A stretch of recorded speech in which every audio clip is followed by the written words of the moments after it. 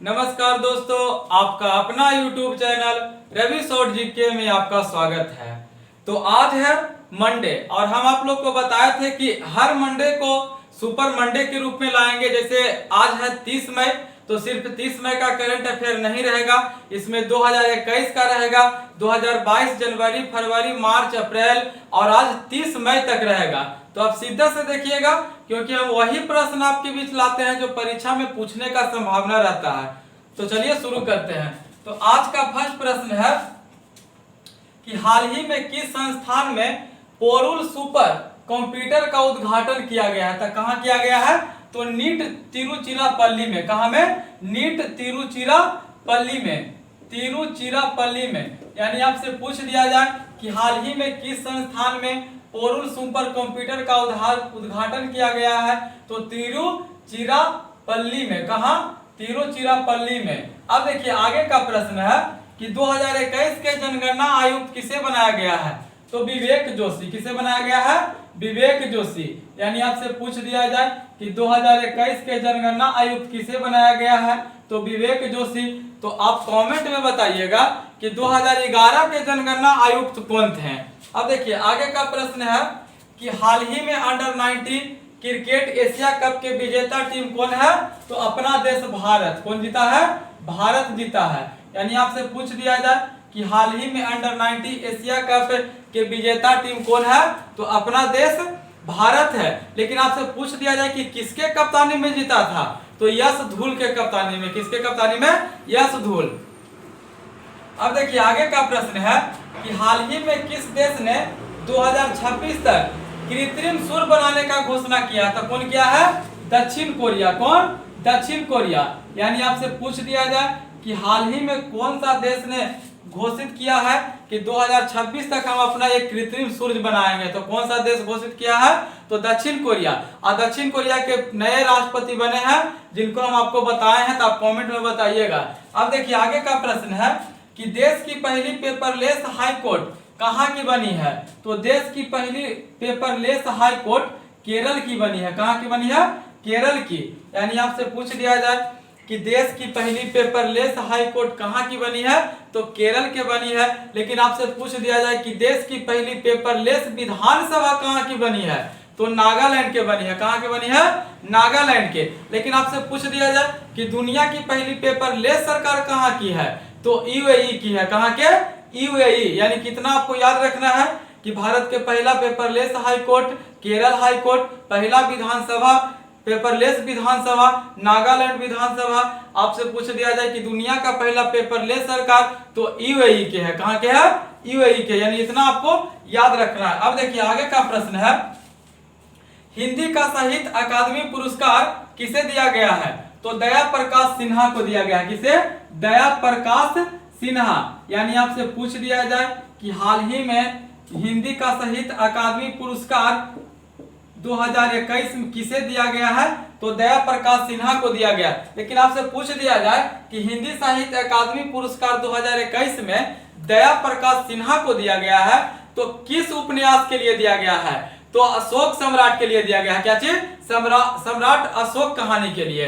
यानी आपसे पूछ दिया जाए कि हिंदी का साहित्य अकादमी पुरस्कार 2021 में दया प्रकाश सिन्हा को दिया गया है और सम्राट अशोक कहानी के लिए दिया गया। अब देखिए आगे का प्रश्न है कि हाल ही में किस राज्य ने विश्वविद्यालय के कुलपति के रूप में मुख्यमंत्री को नियुक्त करने का निर्णय लिया गया है? तो कौन सा? तो पश्चिम बंगाल में। यानी कि पहले कौन नियुक्त करता था? तो वहां के उपराज्यपाल नियुक्त करता था। यानी किसी भी मतलब की रहेगा विश्वविद्यालय के, तो वहां के कुलपति बनाया जाता था। कौन चुनते थे? तो वहां के राज्यपाल चुनते थे। लेकिन अब कौन चुनेंगे? तो वहां के मुख्यमंत्री चुनेंगे। तो कहां पास हुआ है? तो पश्चिम बंगाल में। अब देखिए आगे का प्रश्न है कि राइट टू पीस अभियान कहां चलाया गया है? तो महाराष्ट्र राज्य में चलाया गया है। कहां में? महाराष्ट्र में। यानी आपसे पूछ दिया जाए कि राइट टू पीस अभियान कहां में चलाया गया है? तो महाराष्ट्र में चलाया गया है। और राइट टू पीस अभियान क्या है? शौचालय में सुधार लाने से। क्या चीज में है? शौचालय में सुधार लाने से। तो कहां में शुरू किया गया राइट टू पीस अभियान? तो महाराष्ट्र में किया गया। अब देखिए आगे है, पहली बार यूरोपीय संघ परिषद की अध्यक्षता कौन सा देश किया है? तो यह फ्रांस किया है। कौन किया है? फ्रांस किया है। यानी पहली बार यूरोपीय संघ परिषद की अध्यक्षता कौन सा देश किया है? तो फ्रांस किया। कौन? फ्रांस। अब देखिए आगे का प्रश्न है कि एलपीजी युक्त धुआं युक्त भारत का प्रथम राज्य कौन बना है? तो ये हम आपको कई बार बताए हैं, हिमाचल प्रदेश। कौन बना है? हिमाचल प्रदेश। यानी आपसे पूछ दिया जाए कि 100% एलपीजी युक्त वाला धुआं मुक्त वाला राज्य कौन बन गया है? तो हिमाचल प्रदेश बन गया है। आपसे पूछ दिया जाए कि विजय हजारे ट्रॉफी के विजेता टीम कौन है? तो हिमाचल प्रदेश है। इतना आपको हिमाचल प्रदेश के बारे में याद रखना है। अब देखिए आगे का प्रश्न है कि 2022 ईस्वी में किस महिला को सर्वश्रेष्ठ खिलाड़ी के रूप में चुना गया है? तो किसे चुना गया है? तो स्मृति मंधाना को चुना गया है। किसे चुना गया है? स्मृति मंधाना। यानी आपसे पूछ दिया जाए कि सर्वश्रेष्ठ महिला खिलाड़ी किसे चुना गया है? तो स्मृति मंधाना को चुना गया है। अब देखिए जितना भी हम आपके बीच प्रश्न लाए हैं सुपर मंडे में, जो वही प्रश्न लाए हैं जो परीक्षा में पूछने का संभावना रहेगा, तो आप सुपर मंडे का क्लास देखना ना भूलिए। और 1 बजे रवि शॉर्ट जीके टेलीग्राम पर टेस्ट भी दीजिए, क्योंकि कहीं ना कहीं टेस्ट देने से आपको फायदा ही होगा। अब देखिए आगे का प्रश्न है कि बेटर हेल्थ स्मोक फ्री अभियान का संबंध किस देश से है? तो ये यूके से है। कहां से है? यूके यानी इंग्लैंड से। यानी आपसे पूछ दिया जाए कि बेटर हेल्थ स्मोक फ्री अभियान का संबंध किस देश ने शुरू किया है? तो यूके ने शुरू किया। कौन है? यूके का मतलब यूनाइटेड किंगडम। अब देखिए आगे है कि बिहार विभूति सम्मान किसे दिया गया है? तो बिहार विभूति सम्मान दिया गया है रोहित कुमार को। किसे दिया गया है? रोहित कुमार। यानी आपसे पूछ दिया जाए कि हाल ही में बिहार विभूति सम्मान से किसे सम्मानित किया गया है? तो रोहित कुमार को किया गया। किसे? रोहित कुमार के। अब देखिए आगे का प्रश्न है कि हाल ही में किसे आईबीए की एथलेटिक्स समिति के अध्यक्ष बनाया गया था? किसे बनाया गया है? तो लवलीना बोर्गोहेन को बनाया गया। किसके? लवलीना बोर्गोहेन के। और थोड़ा तबीयत खराब हो गया है तो भी हम आपके बीच लाए हैं, मतलब कि बोला नहीं जा रहा तो भी हम लाए हैं। तो जब हम आपके लिए जब इतना मेहनत करते हैं तो आप हमारे लिए भी थोड़ा मेहनत कीजिएगा। तो किसे बनाया गया है? हाल ही में आईबीए की एथलीट समिति के अध्यक्ष लवलीना बोर्गोहेन के बनाया गया है। और आईबीए एथलीट का संबंध कौन से है? तो बॉक्सिंग से है। और बॉक्सिंग में भारत के लिए स्वर्ण पदक दिलाया था कौन? निखत जरीन। कौन? निखत जरीन हाल ही में स्वर्ण पदक जीती है। अब देखिए आगे है कि हाल ही में टाइम्स ऑफ इम्पैक्ट अवार्ड किसे सम्मानित किया गया? किस अभिनेत्री को? तो दीपिका पादुकोण को। किसको? दीपिका पादुकोण।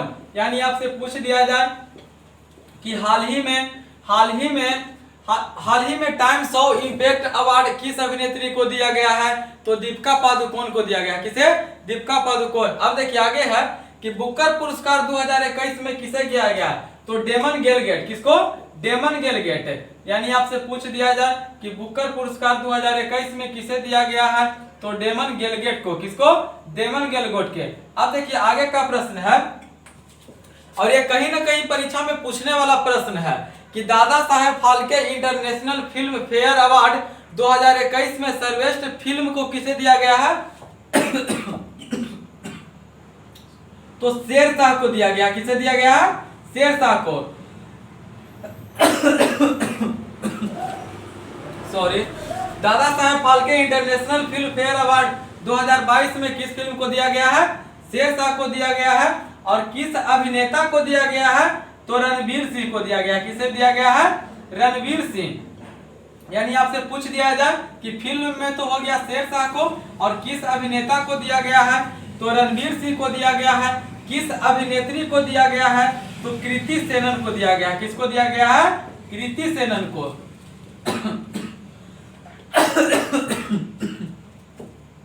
यानी कि 3 प्रश्न आपको याद रखना है कि Dada Saheb Phalke film fair award में सर्वश्रेष्ठ फिल्म का अवार्ड शेरशाह को, अभिनेता में रणवीर सिंह को, अभिनेत्री में कृति सेनन को। अब देखिए आगे है कि सरस्वती सम्मान 2021 में किसे दिया गया है? तो रामदशक मिश्रा को दिया गया। किसे? रामदशक मिश्रा। यानी आपसे पूछ दिया जाए कि हाल ही में 2021 सरस्वती सम्मान से किसे सम्मानित किया गया है? तो रामदशक मिश्रा। और रामदशक मिश्रा को किस उपन्यास के लिए? कि मैं तो यहाँ हूं। अब देखिए आगे का प्रश्न है कि 56वां ज्ञानपीठ पुरस्कार किसे दिया गया है? तो दामोदर मोजा। किसको दिया गया है? दामोदर मोजा। यानी आपसे पूछ लिया जाए कि 56वां ज्ञानपीठ पुरस्कार किसे दिया गया है? तो दामोदर मोजा को दिया गया है। और 57वां ज्ञानपीठ पुरस्कार किसे दिया गया है? तो नीलमणि फुक्कर। किसको दिया गया है? नीलमणि फुक्कर। यानी आपको याद रखना है कि 56वां ज्ञानपीठ पुरस्कार दामोदर मोजा को दिया गया है और 57वां ज्ञानपीठ पुरस्कार नीलमणि फुक्कर को दिया गया है। अब देखिए आगे का प्रश्न है कि हाल ही में ISSF शूटिंग जूनियर विश्व कप 2022 में कौन सा देश शीर्ष पर है? तो ये अपना देश भारत है। कौन सा देश शीर्ष पर है? तो भारत है। अब देखिए ऑस्ट्रेलियन ओपन 2022 के पुरुष विजेता कौन है? तो राफेल नडाल है। कौन? Rafael Nadal. यानी आपसे पूछ दिया जाए कि ऑस्ट्रेलियन ओपन 2022 के पुरुष विजेता कौन है? राफेल नडाल है। और महिला विजेता कौन है?